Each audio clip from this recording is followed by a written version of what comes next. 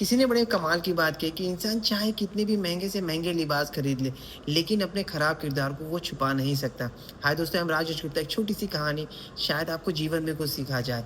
ये कहानी ना एक राजदरबारी की है, एक जो पुरोहित की है, जो बड़ा फ़ेमस था, बड़ा उसके नाम थे, बड़े ज्ञानी थे और पूरी जो राजसभा थी ना, वो उसको सम्मान करती थी।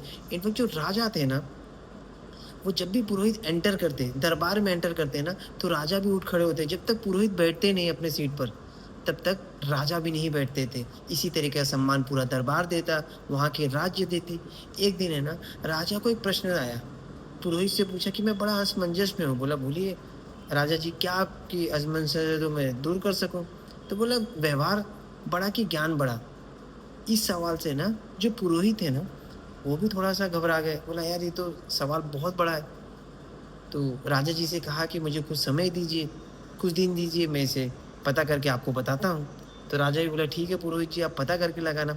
जब वो घर पहुँचे ना, तो पुरोहित की बीवी जो थी ना, धर्मपत्नी, वो बड़ा परेशान थी कि आज पुरोहित जी को हुआ क्या है? वो बड़ा टेंशन में थे। तो पुरोहित ने सब बात बता दी कि राजा पूछ रहे हैं कि ज्ञान बढ़ा कि व्यवहार बढ़ा? तो जो उनकी वाइफ़ थी ना, उन्होंने उसका जवाब दे दिया और बोला, इससे आपकी असमंजस दूर हो जाएगी। तो पुरोहित को भी लगा कि यार ये बात तो सही है। तो जो पुरोहित है ना, उसका वहाँ पे बहुत अच्छा चलता था। कहीं पर भी जा सकता था, मतलब दरबार के अंदर, महलों में, कहीं पर भी। तो जहाँ पर खजाना था, जहाँ पे खजांची रहता था ना, वो वहाँ पर गया, उससे सम्मान से मिला, उसको हाथ-वाथ जोड़े और वहाँ से ना उन्होंने 2 मोती चुरा ली और जो खजांची था उसने देख लिया। मगर पुरोहित का इतना सम्मान था कि लगा कि शायद पुरोहित जी को ज़रूरत होगी, सब तो उन्हीं का ही है। राजा इतना मानते हैं, इनसे बोलने से ज़्यादा ही दे देते। तो वो चुप रहा। ऐसा दूसरे दिन भी चलने लगा। 2 मोती चुराते और जो खजांची वो देख लेता। ऐसा 3 दिन, 4 दिन, तो उसके मन में ना खटक गया। उसके मन में थोड़ा ईर्ष्या जागने लगी, ये कैसा पुरोहित है जो चोरी कर रहा है? सब लोग इतना सम्मान दे रहे हैं। जाके राजा जी को बता देता है और जैसे ही राजा जी के पास जाता है ना, तो राजा जी को बताता है और राजा जी बड़ा कन्फ्यूज़ हो जाते हैं। वो मंत्री को बुलाते हैं। मंत्री बोले कि अब मैं पता करता हूँ। वो तुरंत ही अपने जितने भी सैनिक थे उसको इसे जासूसी करने में लगा देते हैं और देखते हैं ना, वो लगातार चोरी करते रहते हैं। 2-3 दिन तक देखते हैं, तो मंत्री चला जाता है राजा जी के पास। बोलता है, ये जो बात हो रहा है ना सच बता रहा है, जो खजांची बता रहा है, रोज़ 2 मोती चुराते हैं। अब जो राजा था उसे बड़ा गुस्सा आता है। अब क्या करें?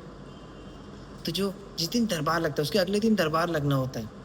तो जब पुरोहित आते हैं ना, एंटर करते हैं, सब खड़े हो जाते हैं, राजा खड़ा ही नहीं होता। उन्हें बड़ा गुस्सा आता है, बोलते हैं, इस चोर के लिए मैं क्या खड़ा हूँ? ये तो चोरी करता है। तो जैसे-जैसे अंदर आए, अंदर आके बैठे, पूरा दरबार एकदम चौंक गया और समझ में नहीं आ रहा था हुआ क्या है? तो सब बोलते हैं ना, जो राजा थे ना, वो बड़ा मन भारी करके पूछते हैं, जब दरबार खत्म होने लगता है पुरोहित से, कि क्या आप मोती चुरा रहे हैं? तो पुरोहित कहता है, हाँ, ये लो मोती आपके। तो जो राजा जी रहते हैं वो बोलते हैं, जब मोती आपको चुरा के मुझे ही देना था तो चुराए क्यों थे? आप माँग लेते। तो पुरोहित ने ना एक सवाल कहा था कि आपके सवाल का जवाब ढूँढ रहा था और मुझे आपके सवाल का जवाब मिल चुका है। मतलब मेरी जो ज्ञान है ना, वो अभी भी मेरी जितनी पहले थी उतनी अभी भी है। लेकिन मेरा व्यवहार आपके सामने अलग हो गया। जो कि मैं मोती चुराने लगा, आपको लगा मैं चोर हूँ। आपका वही व्यवहार चेंज होने लगा। अब आप समझिए कि क्या बढ़ा। ज्ञान तो मेरे पास आज भी उतना है, लेकिन आपको लगा मेरा व्यवहार चेंज है। तो राजा जी समझ चुके थे।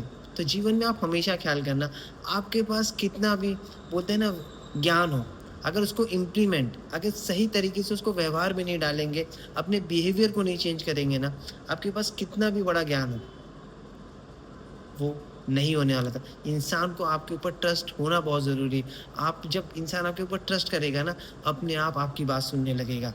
बस हमेशा सच्चाई से काम करिए, जीवन में बहुत बड़ा कर जाएँगे। थैंक यू सो मच, अपना ख्याल